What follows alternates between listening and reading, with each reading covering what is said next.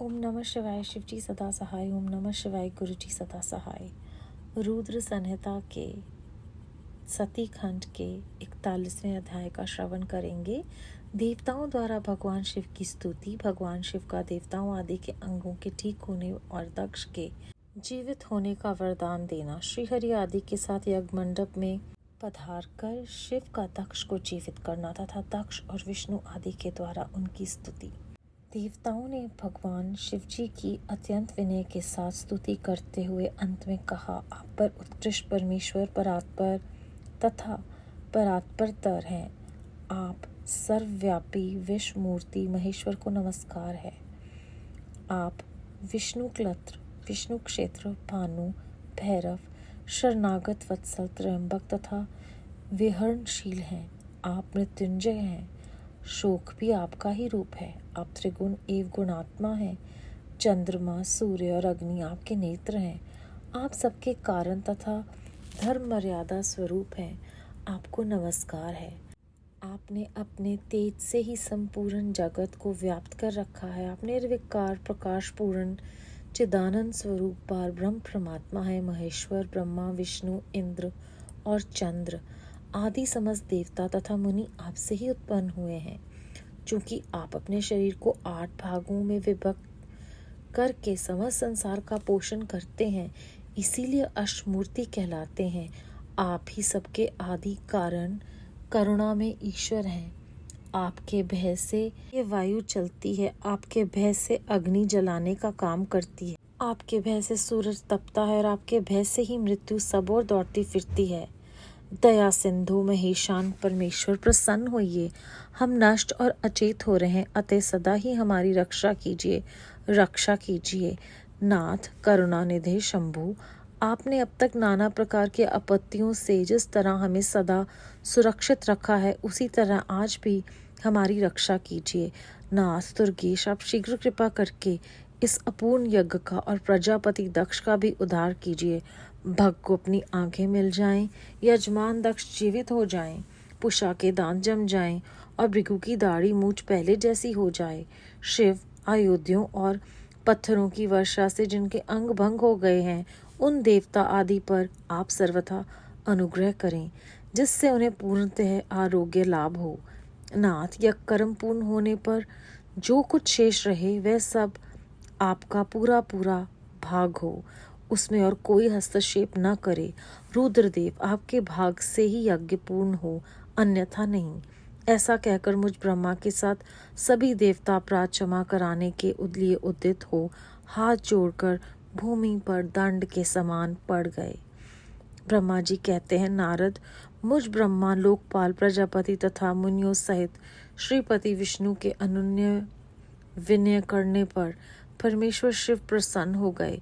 देवताओं को आश्वासन दे हंसकर उन पर परम अनुग्रह करते हुए करुणानिधि परमेश्वर शिव ने कहा, श्री महादेव बोले, सुरश्रेष्ठ ब्रह्मा और विष्णुदेव, आप दोनों सावधान होकर मेरी बात सुने।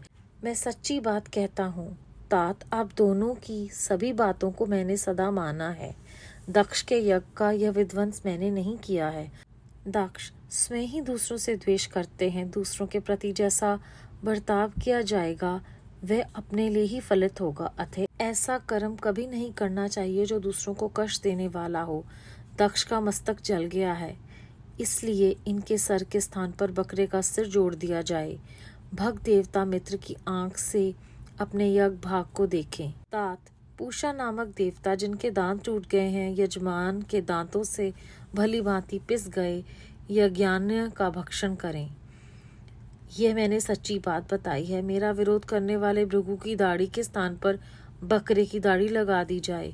शेष सभी देवताओं के जिन्होंने मुझे यज्ञ भाग के रूप में यज्ञ की अविष्ट वस्तुएं दी हैं, सारे अंग पहले की भांति ठीक हो जाएं।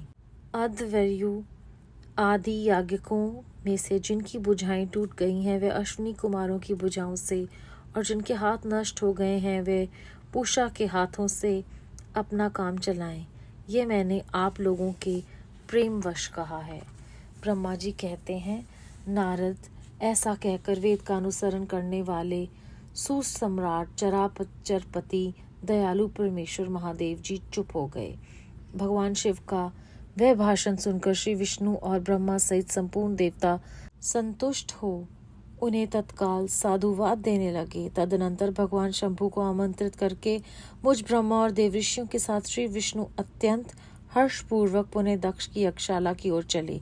इस प्रकार उनकी प्रार्थना से भगवान शंभु, विष्णु आदि देवताओं के साथ कनखल में स्थित प्रजापति दक्ष की यज्ञशाला में पधारे। उस समय रुद्रदेव ने वहां यज्ञ और विशेषतः देवताओं तथा ऋषियों का जो वीरभद्र के द्वारा विध्वंस किया गया था उसे देखा। स्वाहा, स्वधा, पूषा, तुष्टि, धृति, सरस्वती, अन्य समस्त ऋषि, पितर, अग्नि तथा अन्य बहुत से यज्ञ, गंधर्व और राक्षस वहां पड़े थे। उनमें से कुछ लोगों के अंग तोड़ डाले गए थे, कुछ लोगों के बाल नोच लिए गए थे और कितने ही उस समारांगण में अपने प्राणों से हाथ धो बैठे थे।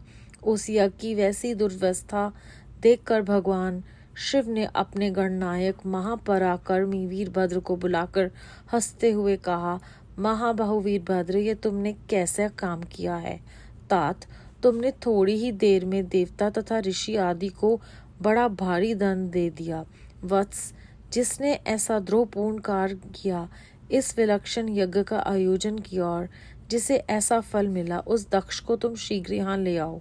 भगवान शिव के ऐसा कहने पर वीरभद्र ने बड़ी उतावली के साथ दक्ष का धड़ लाकर उनके सामने डाल दिया। दक्ष के उस शव को सिर से रहित देखकर लोक कल्याणकारी भगवान शिव ने आगे खड़े हुए वीरभद्र से हंसकर पूछा, दक्ष का सिर कहाँ है? तब प्रभावशाली वीरभद्र ने कहा, प्रभु शिव, मैंने तो उसी समय दक्ष के सिर को आग में होम दिया था।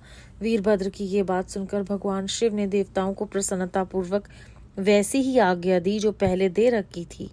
भगवान भव ने उस समय जो कुछ कहा उसकी मेरे द्वारा पूर्ति कराकर श्रीहरि आदि सब देवताओं ने भृगु आदि सबको शीघ्र ही ठीक कर दिया। तदनंतर शंभु के आदेश से प्रजापति के धड़ के साथ यज्ञ पशु बकरे का सिर जोड़ दिया गया। उस सिर के जोड़े जाते ही शंभु की शुभ दृष्टि पड़ने से प्रजापति के शरीर में प्राण आ गए। वह तत्काल सोकर जगे हुए पुरुष की भांति उठकर खड़े हुए। उठते ही उन्होंने अपने सामने करुणानिधि भगवान शिव को देखा। देखते ही दक्ष के हृदय में प्रेम उमड़ आया। उस प्रेम ने उनके अंतकरण को निर्मल एवं प्रसन्न कर दिया। पहले महादेव जी से द्वेष करने के कारण उनका अंतकरण मलिन हो गया था, परंतु उस समय शिव के दर्शन से तत्काल शरद ऋतु के चंद्रमा की भांति निर्मल हो गए। उनके मन में भगवान शिव की स्तुति करने का विचार उत्पन्न हुआ, परंतु वे अनुरागाधिक्य के कारण तथा अपनी मरी हुई पुत्री का स्मरण करके व्याकुल हो जाने के कारण तत्काल उनका सत्वन ना कर सके। थोड़ी देर बाद मन स्थिर होने पर दक्ष ने लज्जित हो लोक शंकर शिव शंकर को प्रणाम किया और उनकी स्तुति आरंभ की। उन्होंने भगवान शिव की महिमा गाते हुए बारंबार उन्हें प्रणाम किया। फिर अंत में कहा, परमेश्वर, आपने ब्रह्मा होकर सबसे पहले आत्म तत्व का ज्ञान प्राप्त करने के लिए अपने मुख से विद्या, तप और व्रत धारण करने वाले ब्राह्मणों को उत्पन्न किया था। जैसे ग्वाला लाठी लेकर गौओं की रक्षा करता है, उसी प्रकार मर्यादा का पालन करने वाले आप परमेश्वर दंड धारण किए उन साधु ब्राह्मणों की सभी विपत्तियों से रक्षा करते हैं। मैंने दुर्वचन रूपी बाणों से आप परमेश्वर को बींद डाला है, फिर भी आप मुझ पर अनुग्रह करने के लिए यहाँ आए हैं। अब मेरी ही तरह अत्यंत दैन पूरे आशा वाले इन देवताओं पर कृपा कीजिए। भक्त वत्सल दीन बंधु शंभो, मुझ में आपको प्रसन्न करने के लिए कोई गुण नहीं। आप षड्विध ऐश्वर्य से संपन्न परात्पर परमात्मा हैं, अतः अपने ही बहुमूल्य उदारता पूर्ण बर्ताव से मुझ पर संतुष्ट हों। ब्रह्मा जी कहते हैं, नारद इस प्रकार लोक कल्याणकारी महाप्रभु महेश्वर शिव की स्तुति करके विनिचित प्रजापति दक्ष चुप हो गए। तदनंतर विष्णु ने हाथ जोड़कर भगवान वृषभ ध्वज को प्रणाम करके प्रसन्नता पूर्वक हृदय और वाशुद्ध गद वाणी द्वारा उनकी स्तुति प्रारंभ की। तदनंतर मैंने कहा, देव देव महादेव करुणा सागर प्रभु, आप स्वतंत्र परमात्मा हैं। अद्वितीय एवं अविनाशी परमेश्वर हैं। देव ईश्वर, आपने मेरे पुत्र पर अनुग्रह किया। अपने अपमान की ओर कुछ भी ध्यान न देकर दक्ष के यज्ञ का उद्धार कीजिए।